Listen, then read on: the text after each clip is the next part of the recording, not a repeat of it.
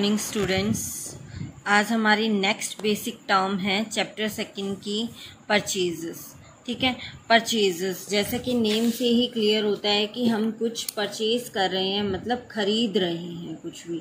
ठीक है, बिजनेस में कुछ भी खरीदना मीन्स या तो गुड्स और सर्विसेज, ठीक है, या फिर हम कुछ एसेट्स खरीदते हैं। अब ये दोनों आपको पता है क्या है, डिफरेंट है बिजनेस पर्पज से। गुड्स क्या होती हैं हमारी, गुड्स और सर्विसेज जो रूटीन में हम क्या करते हैं, सेल करते हैं। अब गुड्स बिजनेस में जो परचेज वर्ड यूज किया जाता है, परचेज वर्ड सिर्फ किस लिए यूज किया जाता है, गुड्स और सर्विसेज के लिए यूज किया जाता है। ठीक है, जब भी आपको वर्ड परचेजेस, ओनली परचेजेस लिखा मिलेगा तो वो उसका केस को डिनोट करेगा कि आपने गुड्स या सर्विसेज परचेज करी हैं, खरीदी हैं। लेकिन फिक्स्ड एसेट्स जो हैं उसके परचेज की बात आएगी तो आपको राइट डाउन किया क्वेश्चन में गिवन होगा कि fixed asset purchased for this. ठीक है, अगर ओनली परचेजेस राइट डाउन किया गया तो आपने गुड्स परचेज करी हैं, और अगर आपको राइट डाउन करके दिया गया है कि फिक्स्ड एसेट परचेज करी हैं तो वो फिक्स्ड एसेट हैं। ठीक है, अब फिक्स्ड एसेट्स क्या होती हैं, वो रीसेल के लिए नहीं होती हैं, वो किस लिए हम बिजनेस में रखते हैं, प्रोडक्शन के लिए रखते हैं। जबकि गुड्स और सर्विसेज हम रूटीन पर्पज में सेल करने के लिए रखते हैं। ठीक है, सेल करने के लिए। ठीक है, फिर से वही एग्जांपल लेते हैं ग्रोसरी स्टोर का। गुड्स एंड सर्विसेज जो होती हैं हमारी दाल, चीनी, ये जो सब आइटम होती है वो हम सेल के लिए रखते हैं। लेकिन फिक्स एसेट जैसे फर्नीचर रख लिया कस्टमर के लिए, वो सेल के लिए नहीं होता, वो किस लिए होता है, कस्टमर के बैठने के लिए होता है, मतलब बिजनेस को चलाने के लिए होता है। ठीक है, तो बिजनेस में अगर आपको क्वेश्चन में परचेजेस वर्ड राइट किया हुआ है अकाउंटेंसी में, ओनली परचेजेस वर्ड, वो किस लिए यूज किया गया है, गुड्स या सर्विसेज के लिए यूज किया गया है, वो फिक्स्ड एसेट्स के लिए यूज नहीं किया गया।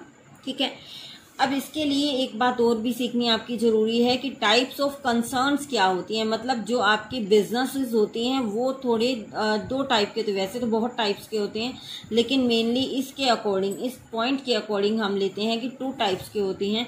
फर्स्ट होती है हमारी ट्रेडिंग कंसर्न। ट्रेडिंग मतलब जो ट्रेड कर रही है, व्यापार कर रही है सिर्फ। ठीक है, ट्रेडिंग कंसर्न वो क्या होती है, गुड्स को बना बनाया खरीदेगी, किसी और फॉर्म से बना बनाया खरीदेगी और फिर उसको क्या कर देगी, सेल कर देगी आगे। Goods purchase from other firms and then उसको रीसेल कर देती है। ठीक है, बना बनाया किसी फॉर्म और से फॉर्म से खरीदती है, फिर उसको आगे बेच देते हैं। ठीक है, manufacturing concern, first is trading, second is manufacturing concern. Manufacturing concern क्या कहते हैं, जैसे कि नेम से ही क्लियर है, मैन्युफैक्चर करना, कुछ भी बनाना, निर्माण करना। ठीक है, मैन्युफैक्चरिंग कंसर्न जो होती है वो कहीं से भी, मतलब दूसरी फॉर्म से रॉ मटेरियल खरीदती है, कच्चा माल खरीदती हैं, उनके ऊपर प्रोसेस करके उनको क्या है, तैयार माल में कन्वर्ट करती हैं, फिनिश्ड प्रोडक्ट में कन्वर्ट करती हैं। Purchases raw material and convert them into finished goods and then उनको सेल करती हैं। ठीक है, डिफरेंस क्लियर हो जाना चाहिए आपको। ट्रेडिंग कंसर्न क्या है, बना बनाया माल खरीदती है और उसको आगे सेल कर देती है। मैन्युफैक्चरिंग कंसर्न क्या है, मैन्युफैक्चरिंग किसी से फर्म से रॉ मटेरियल खरीदेगी, कच्चा माल खरीदेगी, फिर उसको फिनिश्ड प्रोडक्ट में कन्वर्ट करेगी, फिर उसको आगे सेल करेगी। ठीक है, तो ये हमारा है परचेज का टॉपिक। अब परचेज से, अब हमने किसी से परचेज करी है, ठीक है, किसी से भी परचेज करी है, मान लो हमें उसकी चीज पसंद नहीं है तो हम क्या कर देते हैं, उसको रिटर्न कर देते हैं। तो हम उसको क्या लिखते हैं, परचेज रिटर्न लिखते हैं हम उसको। ठीक है, अब परचेज रिटर्न को डिनोट कैसे करते हैं हम, देखो क्वेश्चन में परचेजेस ऊपर लिखेंगे हमने जो भी परचेजेस करी हैं। ठीक है, मान लो 10 लाख की हमने परचेजेस कर ली। ठीक है, हमें पसंद नहीं आई भी, 50,000 की गुड्स हमें तुम्हारी पसंद नहीं आई, हमने रिटर्न कर दी। तो आपने परचेजेस कितनी करी, 9,50,000 की, ये हमने क्या कर दिया, लेस कर दी परचेज रिटर्न। ठीक है, परचेज में से परचेज रिटर्न माइनस करके दिखाई जाती है। 1 लाख में से I think this is 10 lakh में से 50,000 की हमें नहीं पसंद आई थी, हमने वापस कर दी उसको, तो हमारी परचेजेस कितनी हुई, 9,50,000 की हमारी परचेजेस हो गए। ठीक है। इसी तरह से हमारा पॉइंट आता है सेल का। सेल का भी सेम कंसेप्ट होता है। Sale means the transfer of ownership, मतलब आप सेल करते हो। मान लो आप जैसे आप नोन हो प्रॉपर्टीज जब आप सेल करते हो, ठीक है, तो उसकी ओनरशिप मतलब उसका स्वामित्व तो किसी और को ट्रांसफर करते हो ना। तो इसी तरह से बिजनेस में जो भी गुड्स आप खुद लेने जाते हो शॉप से, तो उसकी ओनरशिप क्या है, वो आपको दे देता है। तो सेल मीन्स क्या होता है, transfer of ownership of goods और services to the customer for a price. एक प्राइस के बदले में, एक कीमत के बदले में जो गुड्स और सर्विसेज की ओनरशिप है वो किसको, उसके ओनर को ट्रांसफर कर दी जाती है सेल के टाइम, ठीक है। For example if Tarun sells a computer to Varun, the ownership of computer will be transferred from Tarun to Varun, and Tarun is entitled to receive agreed price of the computer from Varun. वो कहता है कि तरुण ने अगर computer cell किया है वरुण को, तो वरुण क्या करेगा,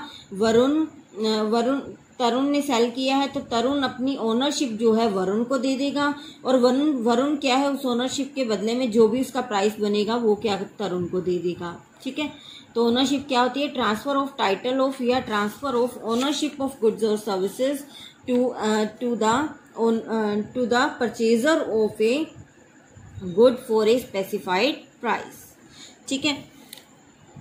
अब सेल क्या हुई, देखो अब सेल में क्या और कह रहा है, the term sales is used only for the goods sold, मतलब जो रूटीन में होती है ना, जिनको हम बिजनेस में रीसेल करने के पर्पज से ही लाते हैं। फिक्स एसेट्स का नाम फिर से यहाँ नहीं ले रही हूँ मैं, ओनली रूटीन की जो टर्म्स हैं उनका नाम ले रही हूँ, ठीक है। रूटीन की जो गुड्स हैं जिनको हम सेल करने के लिए ही बिजनेस में खरीदते हैं, उनको सेल करने की बात कर रहे हैं। अगर बिजनेस में आपके जो क्वेश्चन में सेल वर्ड दिया गया है वो ओनली रूटीन की जो गुड्स एंड सर्विसेज हैं उनके लिए ही यूज होगा, फिक्स्ड एसेट्स की सेल के लिए यूज नहीं होगा। क्लियर, गुड्स के लिए और सर्विसेज के लिए जो सेल वर्ड है वो यूज किया जाएगा। Okay, the term sale is never use for the sale of assets. Example क्या है, if a cloth dealer sales cloth, cloth का डीलर है और वो क्लॉथ सेल कर रहा है, ठीक है, तो ये उसके लिए सेल मानी जाएगी। But if the same dealer sales the old furniture, अगर वो ओल्ड फर्नीचर या टाइपराइटर सेल करता है तो ये सेल्स नहीं मानी जाएगी। क्लॉथ डीलर है, क्लॉथ सेल कर रहा है तो वो सेल मानी जाएगी, लेकिन अगर वो फर्नीचर सेल कर रहा है या टाइपराइटर सेल कर रहा है तो वो सेल नहीं मानी जाएगी। क्लियर, मतलब नेचर ऑफ बिजनेस मायने रखता है। लेकिन अगर किसी का फर्नीचर का बिजनेस है, फर्नीचर में वो डीलिंग कर रहा है, तो फर्नीचर की सेल और परचेज उसकी क्या मानी जाएगी, सेल या परचेज मानी जाएगी। लेकिन अगर वो कुछ और, मतलब उसकी शॉप में मान लो एसी लगा हुआ है जो उसने फिट कर रखा है अपने ऑफिस में यूज के लिए, अगर वो उसको सेल करता है तो उसकी सेल नहीं मानी जाएगी। तो नेचर ऑफ बिजनेस पे डिपेंड करता है कि वो बिजनेस किस चीज का कर रहा है। परचेजेस भी क्रेडिट और कैश दोनों हो सकती हैं, मतलब आप नकदी भी खरीद सकते हो और उधार भी खरीद सकते हो, और इसी तरह से सेल्स भी आप कैश में भी कर सकते हो और क्रेडिट में, मतलब उधार भी कर सकते हो, ठीक है। इसी तरह से अगर हम परचेज रिटर्न करते हैं तो हमारी सेल्स रिटर्न भी तो होती है ना, ठीक है, सेल्स रिटर्न भी होती हैं। अगर हमने किसी को सेल किया और उसे हमारा सामान पसंद नहीं आया तो वो क्या करेगा, हमें वापस दे जाएगा। So this is sales return, ठीक है। अब सेल्स रिटर्न के और नाम भी हैं, परचेज रिटर्न का भी दूसरा नाम था। परचेज रिटर्न को हम कहते हैं रिटर्न आउटवर्ड, मतलब वो हमारे बिजनेस के बाहर गई, ठीक है। और सेल्स रिटर्न को हम क्या कहते हैं, रिटर्न इनवर्ड, की वो हमारे बिजनेस में वापस आ गई, ठीक है। तो ये इनके दो नेम हैं। तो इस तरह से हमारी परचेज भी होगी, परचेज और सेल दोनों टॉपिक हमारे कवर अप कर दिए हमने। ओके।